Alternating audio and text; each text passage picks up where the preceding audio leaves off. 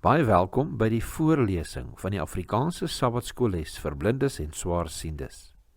Hierdie lesse word voorsien deur die Wêreldkonferensie van die Sewende Dag Adventiste Kerk. Die voorlesing van die les word aan u gebring deur SSL in samewerking met Adventiste Wêreldradio Afrikaans en word voorgeles deur Marlena Nel.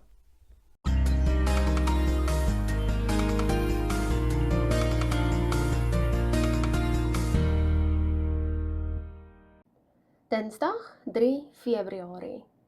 Die dinge wat saak maak. Kom ons open met gebed. Liewe Heer, ons sê vir U vreeslik baie dankie dat U ons die voorreg skenk om weer eens 'n studie te kan bestudeer en uit U woord te lees. Liewe Vader, seën asseblief vir die studie en laat ons asseblief verstaan wat ons leer. Ons vra dit in Jesus naam alleen. Amen. Soos gister se studie getoon het, was die dinge wat voorheen vir Paulus trots gemaak het, hindernisse vir sy geloof, want dit het hom blind gemaak vir sy behoefte aan Christus. Paulus gebruik besigheidstaal, die woorde wins en verlies, om sy geestelike grootboek te skryf voor hy tot geloof gekom het. Alhoewel ons nie daarvan hou om baie daaraan te dink nie, het elke mens 'n geestelike grootboek. Voorheen was Paulus se grootboek aan die Joodse standaarde van sy tyd gemeet, eerder as aan die Bybelse waardes, soos wat Jesus dit aangebied het.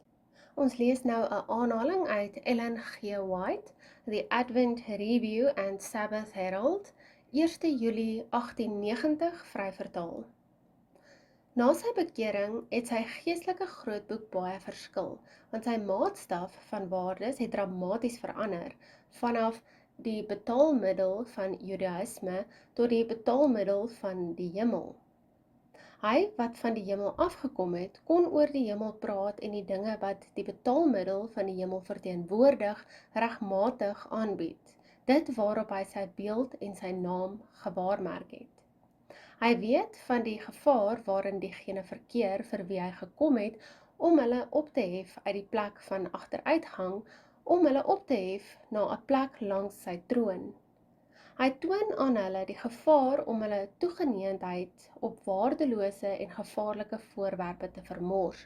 Hy poog om die aardse gedagtes na die hemelse te laat fokus, sodat ons nie ons tyd, ons talente en geleenthede op dinge sal mors wat alles nietighede is nie.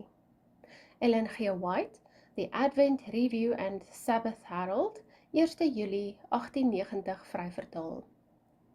In die wêreld van eerste-eeuse Judaïsme het Paulus vinnig begin uitblink, totdat hy deur sy aanskouing van die verheerlikte Jesus op die Damaskuspad verblind was in Handelinge 9, sy geestelike insig korrigeer was en hy duidelik begin sien het. Johannes 9 vertel die verhaal van 'n ander man wat blind was, totdat hy Jesus duidelik gesien het. Jesus het gesê dat hy na die wêreld gekom het, sodat die wat nie sien nie mag sien, en die wat sien blind mag word. Johannes 9 vers 39. Hoe kan hierdie beginsel op jou lewe toegepas word? Wat kan meer waardevol as die ewige lewe in die hemel en op die nuwe aarde wees? Tog word so baie deur wêreldse waardes vir hierdie realiteit verblind.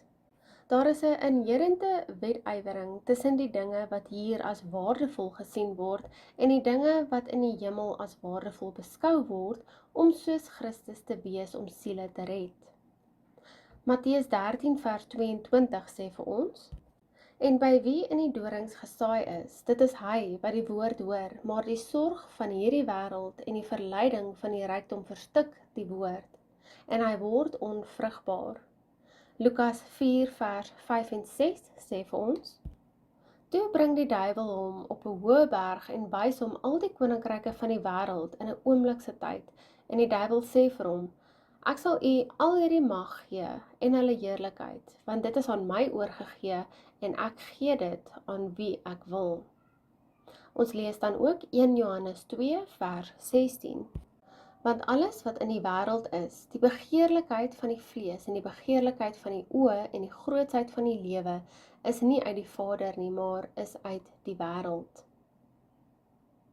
Die wêreld kan ons verblind vir geestelike waarhede en vir wat werklik belangrik is. Wat is die sleutel om ons te help om ons oë op wat werklik saak maak gefokus te hou?